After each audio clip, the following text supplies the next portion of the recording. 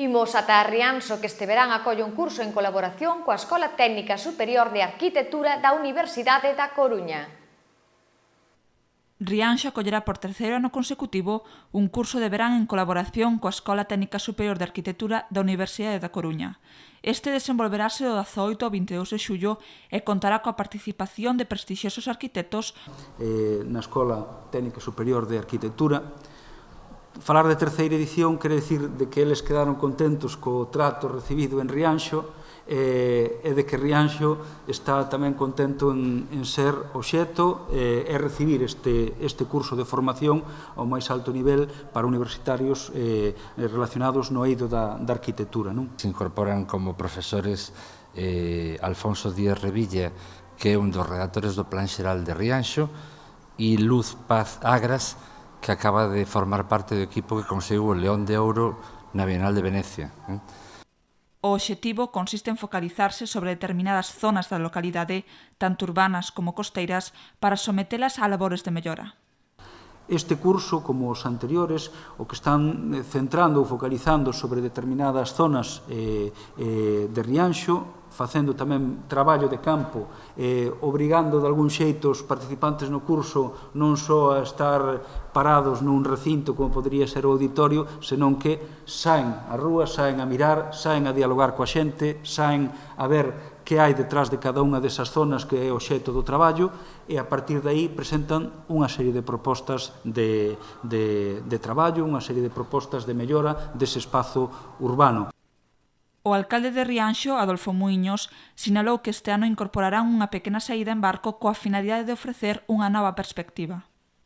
Veremos se este ano tamén podemos organizar unha pequena saída tamén en barco que axude a que o alumnado disfrute tamén con outra visión que ás veces non se ten. Unha cousa é camiñar pola costa e outra cousa é navegala, que dá ás veces unha perspectiva distinta, moi diferente.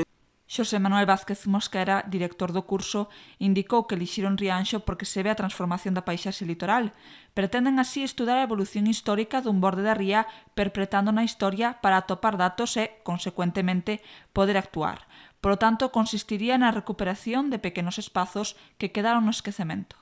Eliximos Rianxo, entre outras razóns, porque é un exemplo dentro dunha ría importante como é a Ría da Arosa, e máis ten todas esas condicións onde se ven a evolución e todo o tránsito e toda a riqueza da paisaxe litoral. Vamos a estudiar a evolución histórica de un borde da ría, do borde do comienzo da ría, e vamos a estudiar a través de etapas desde os anos 40, de que dispoñemos fotografías aéreas, o ano 56 e despois as fotografías posteriores.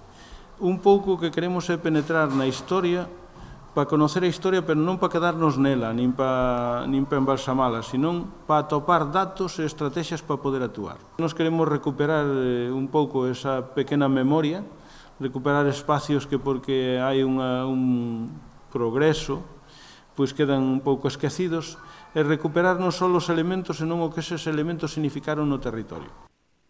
Pola súa parte, Sandra González Álvarez, secretaria de Actividade, apuntou que o curso está destinado a todas as persoas, sexan estudantes ou non.